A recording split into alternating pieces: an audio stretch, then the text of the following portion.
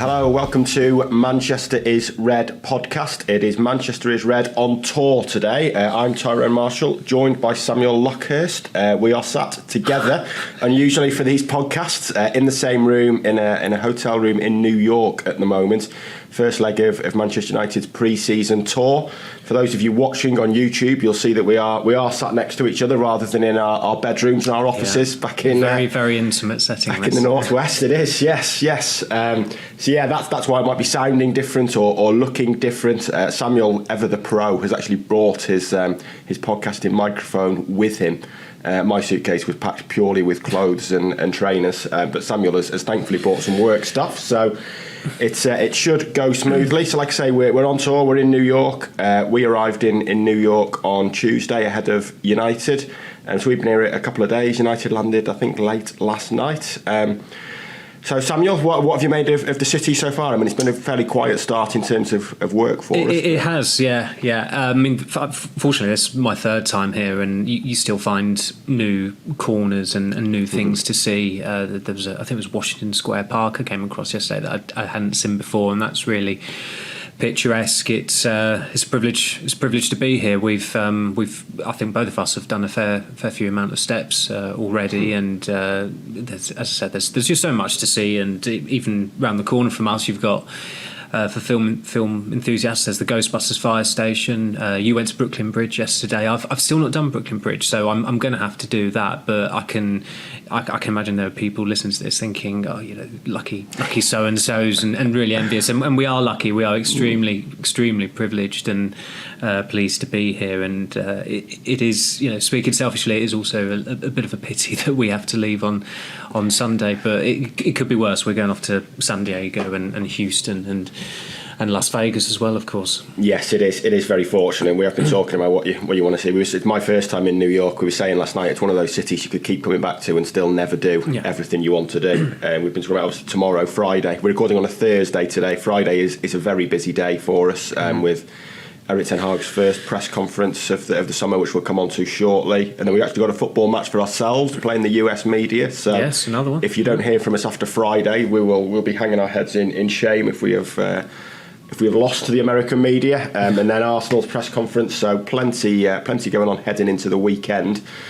The strange situation, I covered the United game against Lyon yesterday from my hotel room in New York, watching on the huge TVs in these hotels on ESPN2, and the beauty of outside broadcasting. For those watching now, you might notice I'm a little bit smaller than Samuel. I'm sat in one of the other chairs in his hotel room, which is quite low. The snug chair. I'm in the office chair. Yeah, Samuel's in the pro chair. So I propped myself up with a couple of cushions. And talking of things that were cushioned, Donny van der Beek's volley against Lyon. Not a thrilling friendly. Like I say, one that I watched from my hotel room. United were flying straight after, which is why we were kind of the advanced party. It wasn't initially clear when they would start media activities over here, but 2 wins from 2 in pre-season, 2 clean sheets, 2 games where there's been wholesale changes after half-time, but another decent workout for United, really. Yeah, Ten Hag said afterwards that it's been the 2 first halves of these 2 friendlies have been identical for the senior players, and that they've had quite a lot of the ball. They've pressed well. They've been purposeful. They've created chances, but they haven't scored, and that is something that is not lost on supporters, because United have made 2 signings now this summer for key positions, for positions they needed to strengthen. Those 2 players are going to improve the team, but we're going to keep on saying it until this number 9 comes in. They have still not got someone who's going to consistently put the ball in the back of the net. And you look at the identity of the goal scorers so far in pre-season, it's Noah Memmer, Joe Hugel and Van der Beek.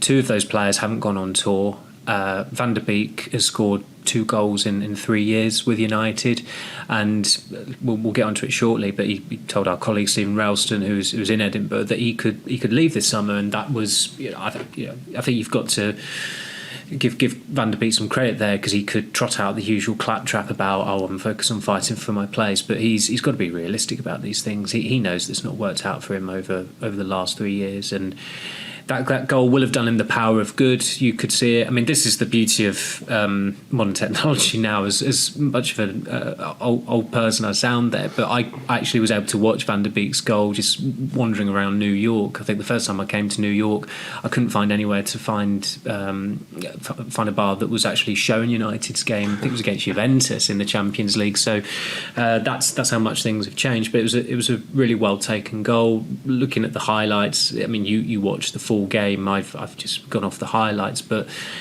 again, Ahmad, he's going to have to take his chances if he wants to be absolutely certain of staying in the first team squad, because it does matter to Ten Hag. I know Ahmad played it down on, I think it was his Instagram post last night about how there's no rush to score just yet, but you've got to be a bit more ruthless than that. He had a good opportunity at the very least. Anthony as well they've invested a lot of money in him, and that chance yesterday, okay, the ball is going away from him a little bit, but he should still be turning that in, and that was a bit of an issue they had with him last season as well, and that his chance conversion is not great. He's not particularly clinical forward just yet, and that's where United are with their attack. They've got a lot of attackers who, you look at them, the potential there is good. Anthony's been compared to Robben by Ten Hag. Ahmad had a really good season on loan at Sunderland. Garnacho looks a hell of a player. He's the only player in the FA Cup final who had Manchester City on the back foot. But Sancho as well, he's not a young player. I don't think you can talk about potential with him. It's he's been playing enough senior football as it is. But there's a certain flakiness about a lot of these forwards, apart from, you'd say probably Rashford, because he got 30 goals last season, and even then there was definitely a levelling off with Rashford after the League Cup final. His form seemed to mirror the team's form. He scored, 4 or 5 more goals after the League Cup finals. That's 3+ months of football that he had, and it's great for United that they've been able to reinforce their spine quite quickly with two good players. I'd say Onana is, I said last week, he's probably one of the top 10 goalkeepers in the world. He's definitely an upgrade on De Gea in terms of all the attributes a modern keeper needs. Mount is he's a more dynamic midfielder than Eriksen. They needed that. He's a player who's aligned with Ten Hag. But we will keep on coming back to the issue of goals, and they've played a couple of teams who, one team got relegated last season. Lyon are not the team they were when they were actually looking a decent outside bet to go all the way in the Champions League 10-15 years ago.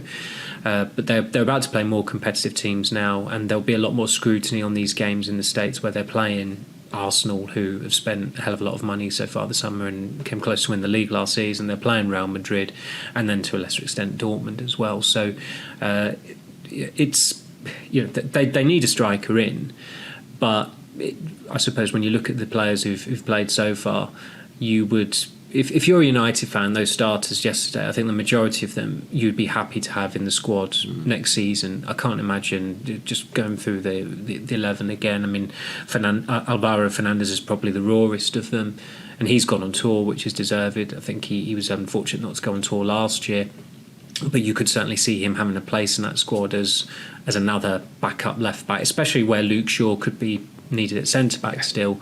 You are going to probably need another left back there, unless you're signing a centre back, depending on what happens with Harry Maguire.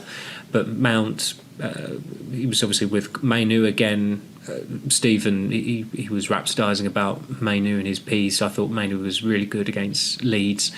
I would be very comfortable with having him as the fifth midfielder in that squad this season if Fred does go, and that's still a bit up in the air. He wasn't up in the air yesterday because he stayed behind in Manchester. It's been another peculiar pre-season for him in that he didn't play against Leeds to manage his workload, which was a strange excuse, and now he's got a personal issue to attend to. But it doesn't seem like it didn't seem like his wife was with him in Manchester, and everyone knows that there's a very good chance that he could leave. But you look at the other players who started. What was the front three? Ahmad, Anthony, Sancho, Mejbri. Sancho's not going to be sold. You need squad players as well. So I think that team yesterday, although it was a bit of a shadow team, given the players who are about to participate in games, it does signal that there is decent squad strength there, even though the squad depth is going to need to be improved as the window goes on.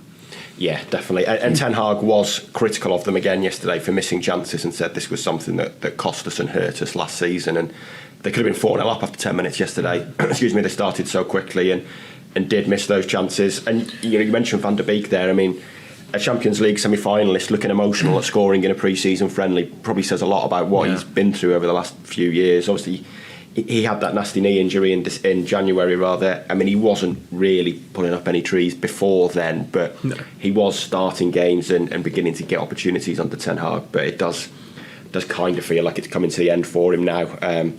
I thought him and Hannibal both played quite well in that kind of advanced position yesterday, but at most you'd think one of them would be in the squad next year. The problem with finding a backup for Fernandes is that Fernandes is never injured. The backup plays so rarely. He started 37 to 38 league games last year and missed one through suspension. So it's very rare that he misses games. And Van der Beek was very, very poor in that game. Van der Beek was poor in that game against Villa. Yeah, definitely. So it's hard to find someone who can fulfil that role.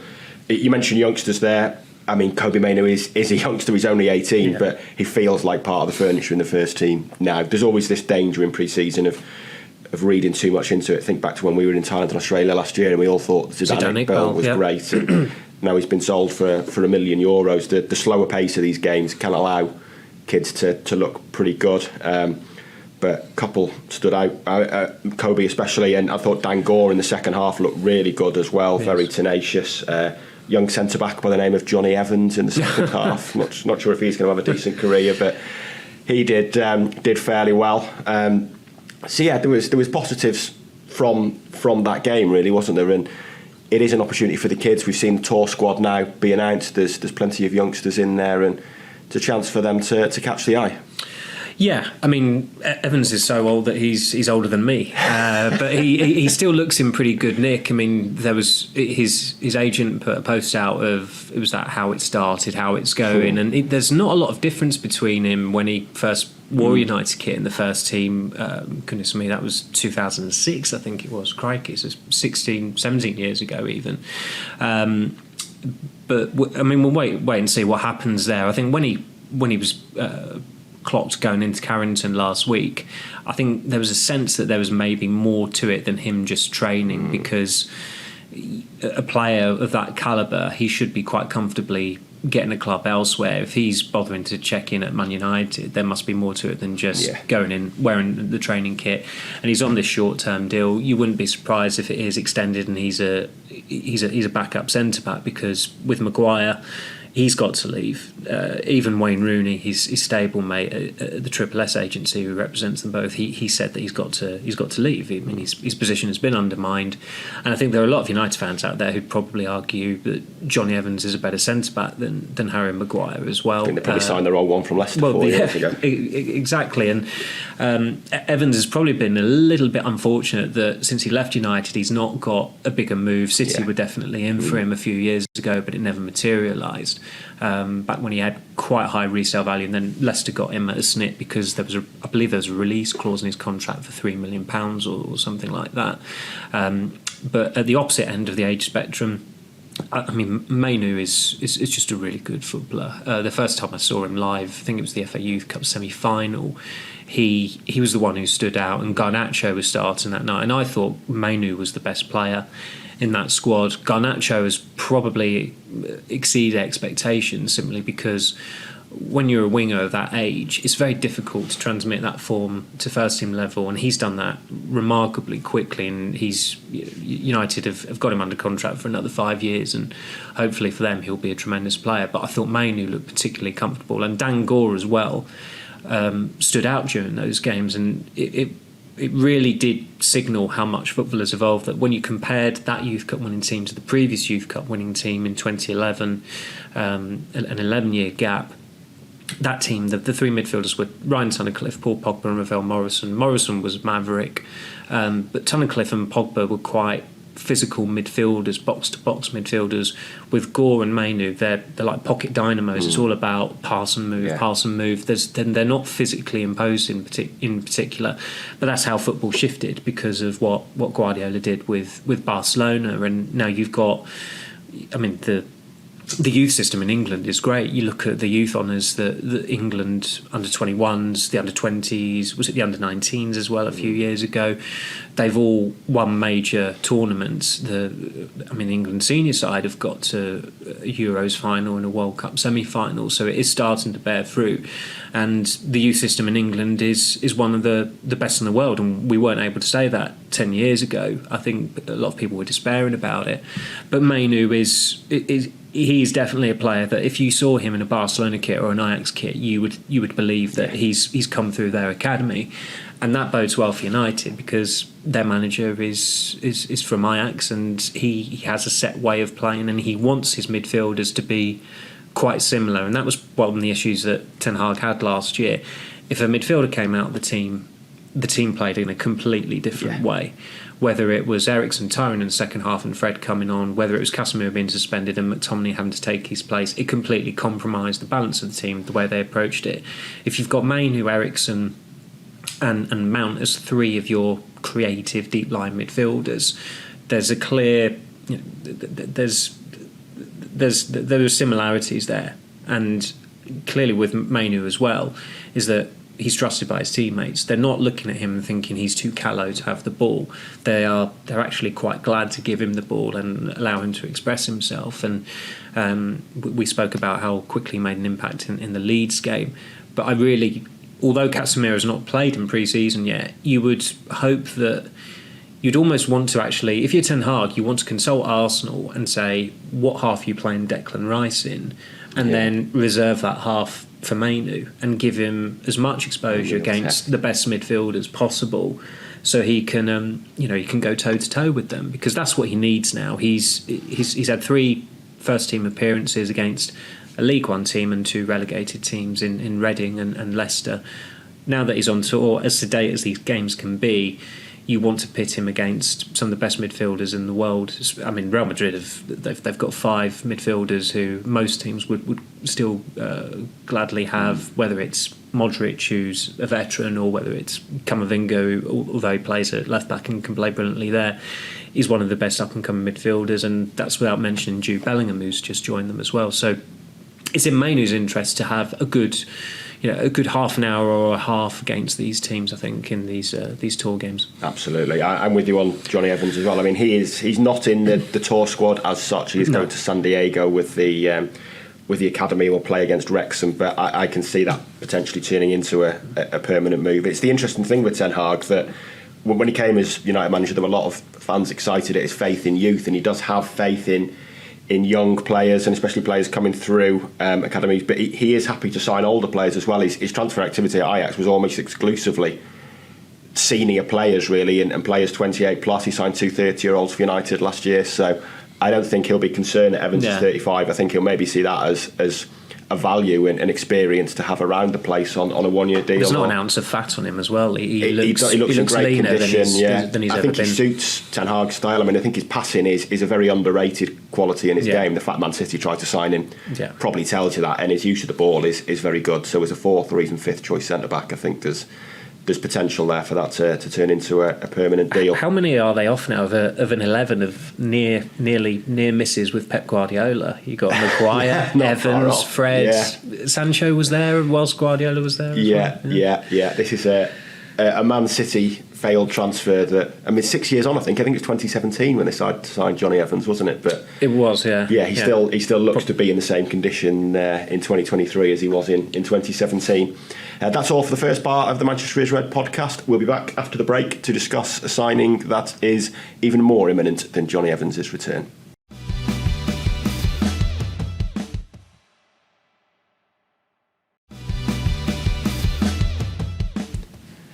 Welcome back to the Manchester is Red podcast, on location in New York with myself and Samuel Luckhurst, and we are going to be joined, not in this room, but in New York generally, by Andre Onana pretty quickly. The signing yet to be confirmed, but he is on his way to New York. He's completed his medical. He's flying out today. Been pictured at Manchester Airport, flying out with Aer Lingus, which has brought some mirth to those of us from the the Manchester media circles over here. Myself and Samuel and Jamie from The Guardian flew with Aer Lingus yesterday, and it was a very smooth flight and landed at the right airport. A few of our colleagues set off about an hour and a half earlier on the more exclusive Virgin Atlantic service, and landed in Boston due to bad weather, unfortunately. So a terrible, terrible shame for them, and a lot of sympathy. And obviously Andre has decided it's better off with the cheaper airline than it lands in the right city, at least. But a very good signing. I mean, it's one we've talked about a lot already. It's been very well trailed. There's no surprises here. But a decent signing, and a good sign that United are getting their business done. You think back to last year's tour, and Tyrone Marshall was the only player on tour. They signed Eriksen and Martinez, I think, while they were away, but they were so far away in Australia they didn't join up. To have two first-team players essentially at the tour from the start is a sign of business being done pretty well this summer, isn't it? I mean, they seem to be getting their ducks in a row. De Gea's exit, maybe not handled very well, but you can't argue with the outcome, and things seem to be going pretty smoothly so far this summer. Yeah, they should be in a chipper mood because of the business they've already done. They've invested a fair amount of money in upfront fees. It's nearly £100 million that they've spent on Mount and Onana. They're both going to be available for that Arsenal game. I mean, Mount's played 2 games already. I suspect Onana will not play because he'll only have.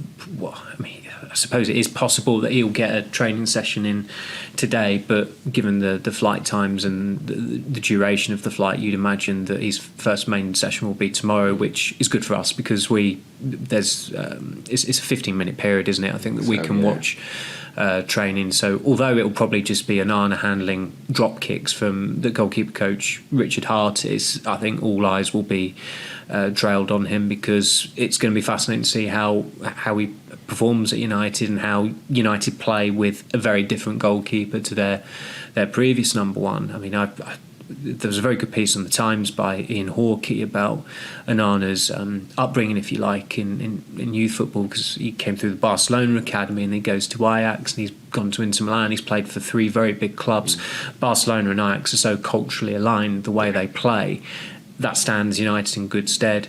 It is interesting that this deal has happened I think it's happened reasonably quickly, all things considered, because nobody was really talking about Onana being a candidate to replace De Gea until after the Champions League final. Now, United will not have operated that way, thinking, "Oh, he looks really good. Let's go and sign him." But the fact that they have done that still, and also that Ten Hag there was a bit of a falling out there at Ajax. It didn't end smoothly.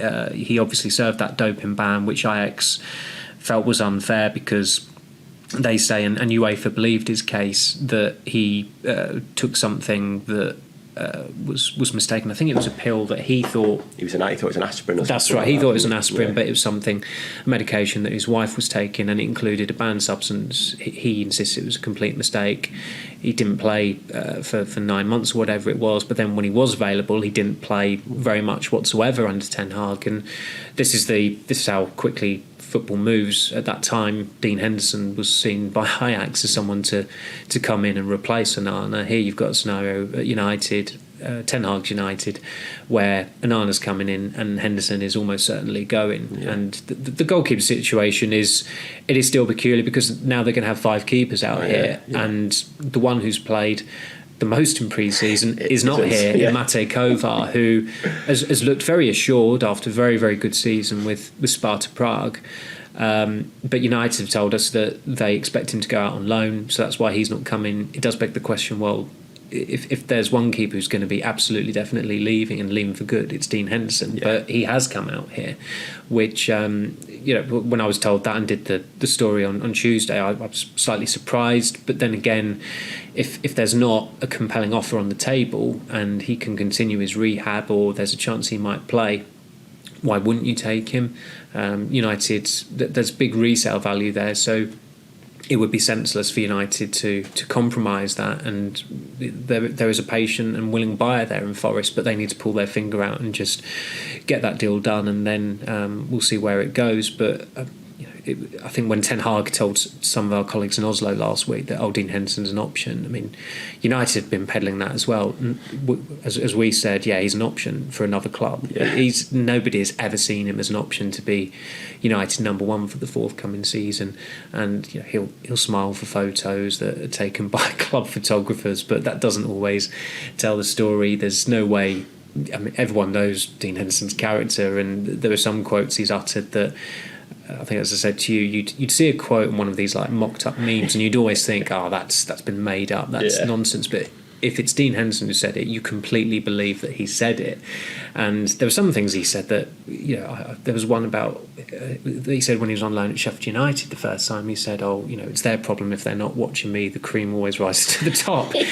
And people can't remember that one because of the interview he gave last year, but he was saying this stuff literally 4 or 5 years ago, so he's never going to change, and there's absolutely no way he's going to be content being number two 3 years on after being number two to David De Gea. So United need to sort that out with the other backup goalkeepers, Radek Vitek and Nathan Bishop. They are just there to make up the numbers, really. I noticed that it's the same amount of players that Ten Hag has taken on tour as he took last year, 31-man squad. I suppose it'll be 33 if Fred also comes out here, as well as Onana. So it's pretty bloated. It seems quite needlessly bloated.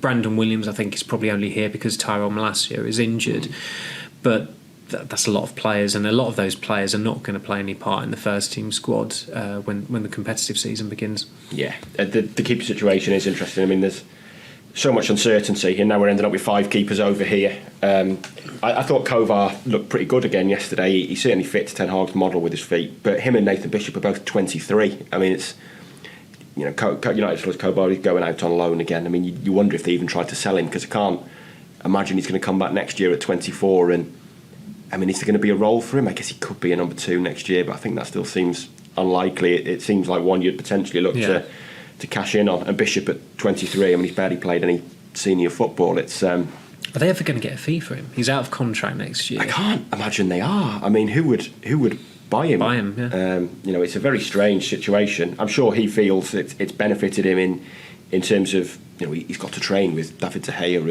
and Henderson and Tom Heaton, and now we'll get to train with Andre Onana. It probably makes you a better player, but at some point you've got to go and actually play football, haven't you?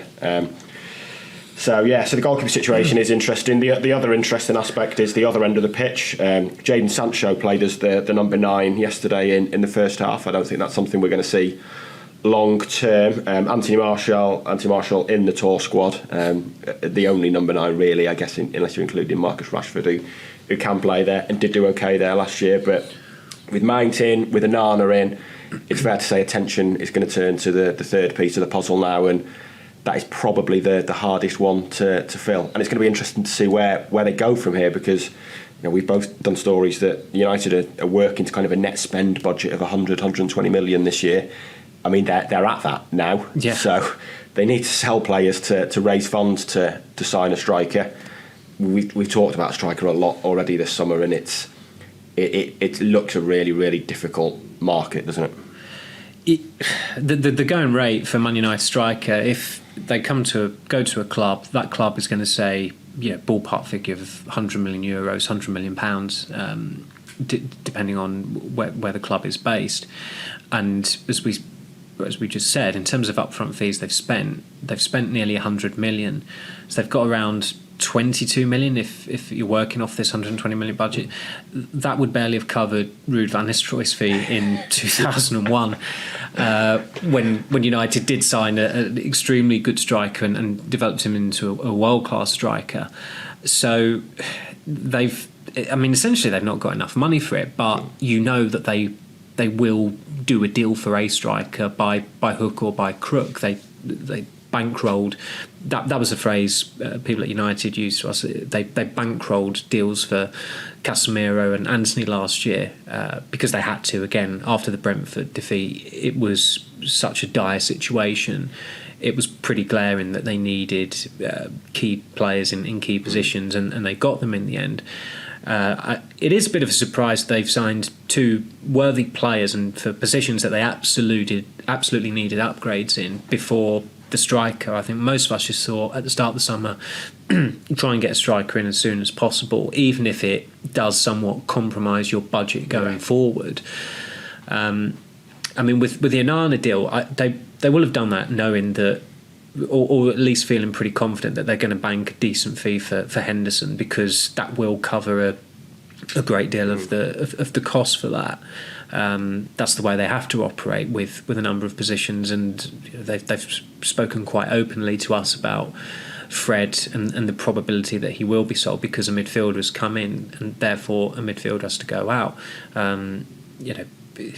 Marcel Sabitzer and Wout Weghorst left on loan, and United have not outright said they will definitely not sign them permanently, but we know they will not sign them permanently. Although I noticed Sabitzer scored 5 goals in Bayern Munich's 27-0 friendly win. So if they're struggling for a number 9, there's always that option, I suppose.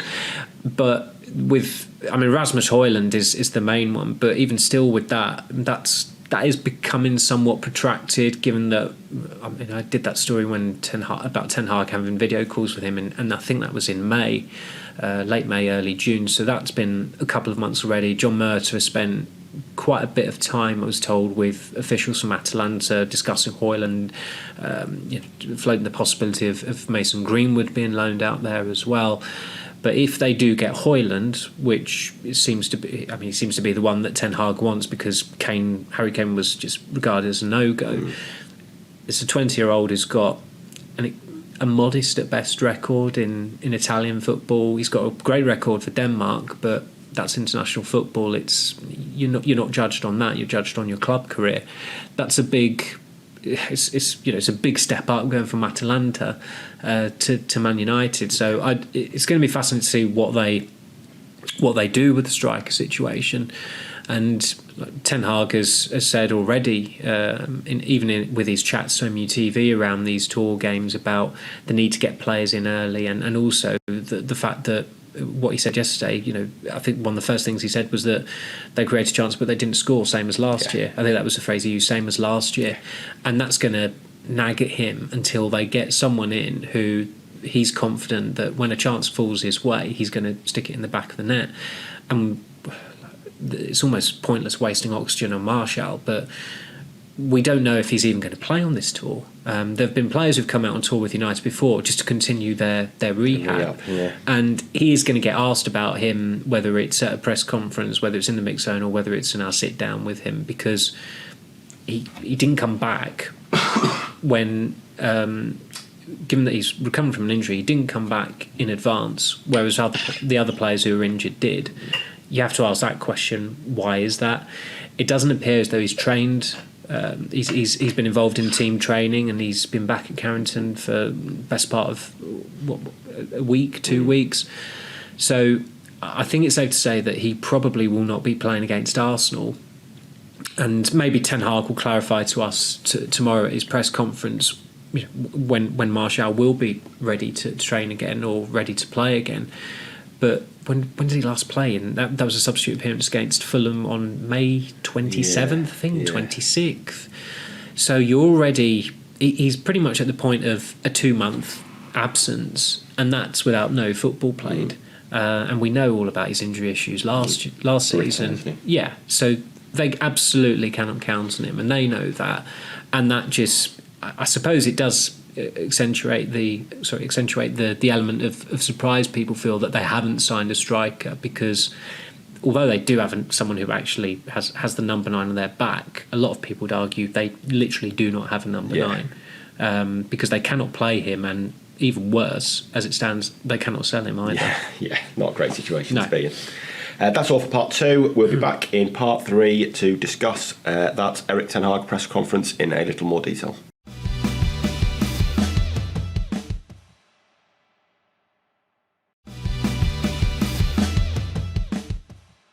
Welcome back to the Manchester is Red podcast. So tomorrow, as I've already mentioned, recording on a Thursday, tomorrow we are going to see Erik Ten Hag.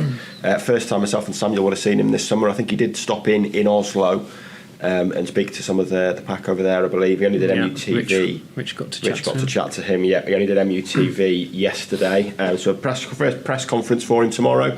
Sure, it'll be busy. There's plenty of Manchester-based media over here, as there always is with United. There'll be plenty of American interest. Plenty of topics to discuss. I mean, transfers are always going to come up in a transfer window, and it'll be interesting to see what he says, because he has. I thought it was quite strong after the last game of the season to a question when he said about the importance of spending, and kind of raised what they'd done or not done rather in January. So I'm sure he'd be happy to have got two in early, but there wouldn't be a surprise if there was another message in there maybe for the board and loosening the purse strings and working on that striker. And I guess the other fairly big issue is the captaincy.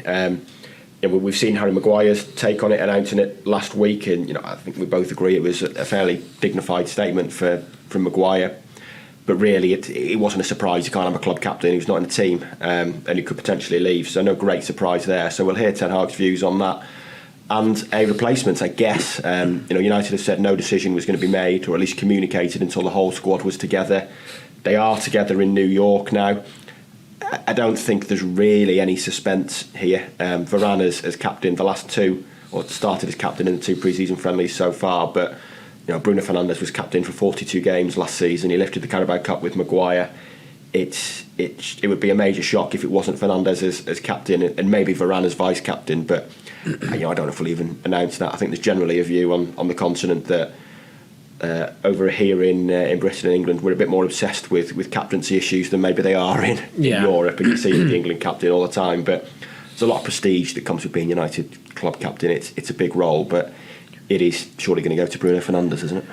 You would think so. It'd be a shock if it isn't. And he led very well, last season as well. Apart from that aberration at Anfield, where he down to tools really, and he did lose his head. And but I did a piece on the differences between Fernandes and Maguire in the week, and Fernandes has effectively been United's captain for the best part of a year anyway, because Maguire was dropped after 2 games last season and he never regained his place. And when he was rotated back into the team, Leeds away springs to mind, because United just did not play well until Lisandro Martinez came on, and the balance was restored with Shaw going to the left back. I think Shaw got the assist for Rashford's winning goal, but having Martinez there, the difference between him and Maguire was just night and day. You've got someone who's more mobile, who is a hell of a lot better with the ball at their feet, who can break the lines. We've seen that already again in pre-season, and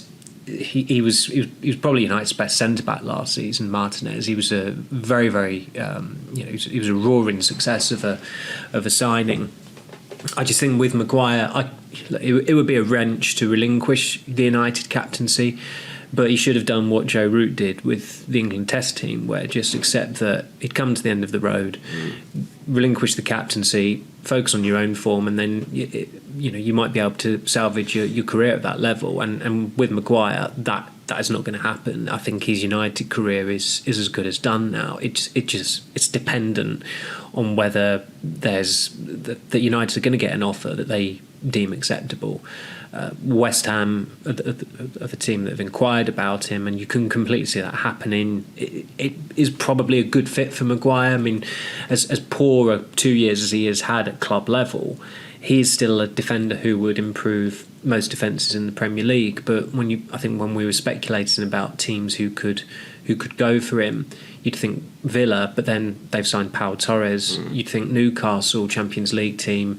Maguire's agent is Freddie Shepherd's son. Freddie Shepherd, who used to be the chairman up at Newcastle. There's a bit of a romantic element to that. But would Newcastle break up Botman and Shah for Maguire? No.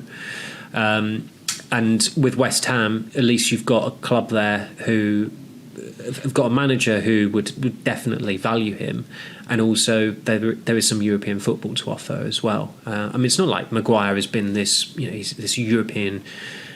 He's got this immense pedigree of European football. He'd never played in it, I don't think, until he joined United. I can't imagine. So he's just got to accept his level now, and sometimes that's difficult, and it can be especially difficult if you've got advisors or an entourage or a team around you telling you how great you are and how you're the Man United captain and England regular. I mean, it's never been as black and white as that over the last year or 18 months. His position as the captain was untenable as soon as Solskjaer was sacked, and it felt quite fitting that day at Watford that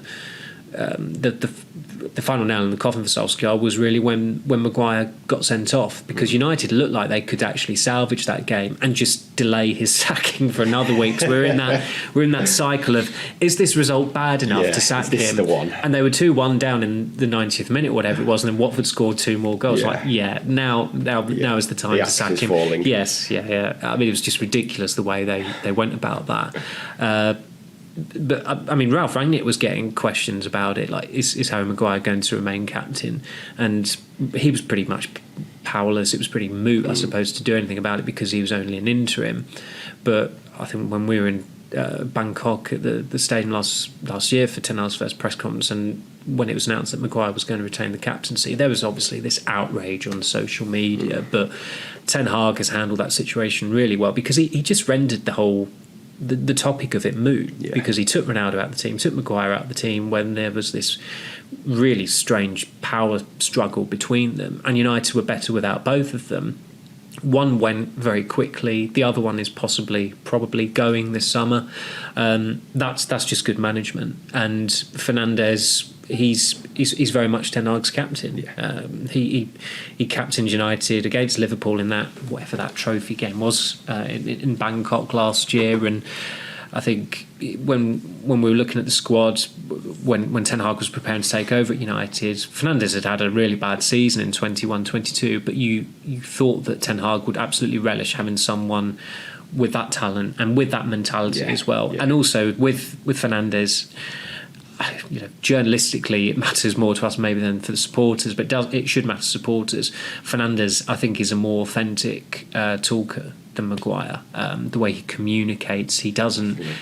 Unfortunately for Harry Maguire, it's maybe not his fault, but when he talks, it just sounds like he's been media trained to within an inch of his life, and he just sounds very inauthentic. You don't get that with Fernandes.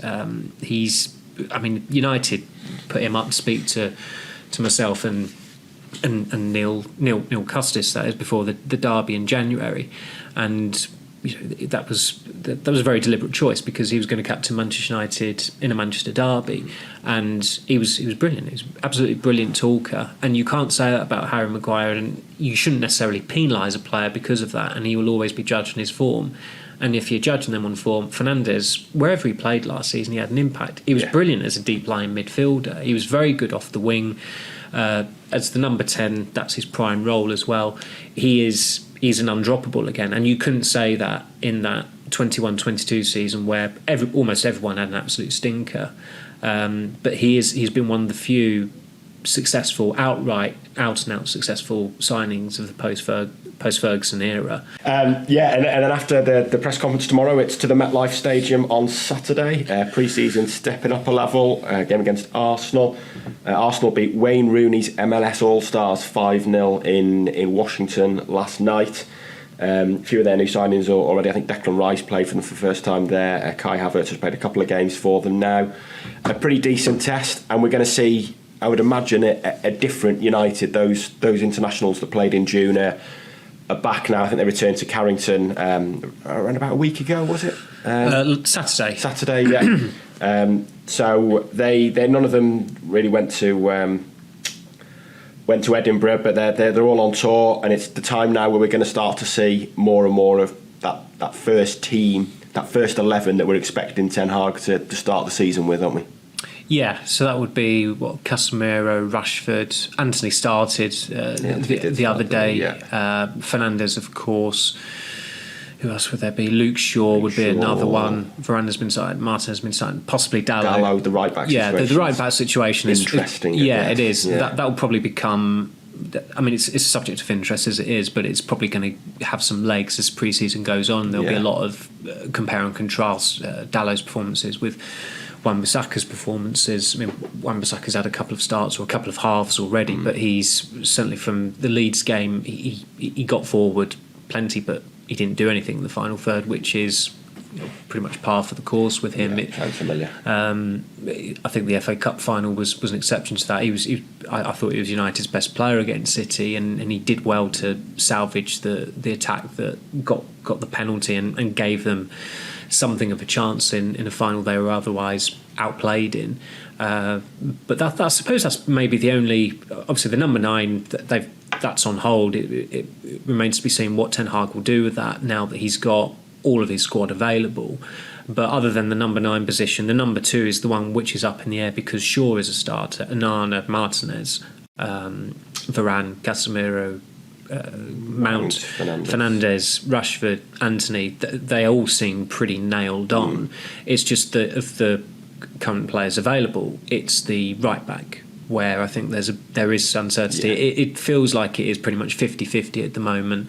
Dalot had a very good pre-season last year, and he, after a bad start for everyone, he did manage to pretty much sustain that form and build momentum, and that momentum was halted by his injury at the World Cup, and he had a pretty poor second half of the season, really. I think maybe overall you could argue that Wan-Bissaka did have the better season, given the first few months were an absolute write-off, but he had the resilience to... He fought back really well, didn't he? Exactly, when I think there was certainly some interest, again, from West Ham in taking him on loan in the January window, but he was in a prominent role at that point and starting regularly for United by the time they went into the new year. But I mean, you look at Arsenal, they've invested a hell of a lot of money again already. I mean, Stan Kroenke used to get a hell of a lot of stick from Arsenal supporters for not investing, but I don't think it's a coincidence that Arteta and his character, he's demanding not just of the players, of his staff, he's going to be demanding of the hierarchy as well, and he's held up his end of the bargain. I mean, it's easy to forget, but Arsenal have won a trophy under Arteta with the FA Cup in 2020. They have had progressive seasons in the Premier League. They are a force to be reckoned with again now as well. People do take them seriously. They still had a capitulation that was reminiscent of some of the collapses they had under Arsene Wenger, where they did flatter to deceive, but they've made a couple of statement signings. I'm not convinced Kai Havertz will be an absolute game changer for them, but I do think he'll probably be better for Arsenal than he was at Chelsea purely because of Arteta's coaching. Rice would improve just about any team in the Premier League, bar maybe City, and City still bid for him.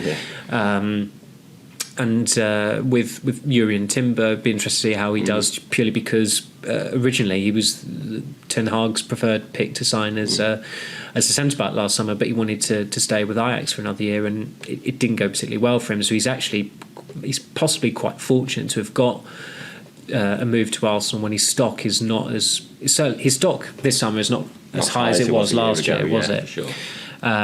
But it'll be interesting to see how he adapts, given how well Martinez adapted after it was Brighton, and then that half against Brentford. It was pretty galling, but he was terrific for United. So if Timber's got anything about him, he could be a very good signing. And it'll be interesting to see where he plays, because he can play at full-back, but given how...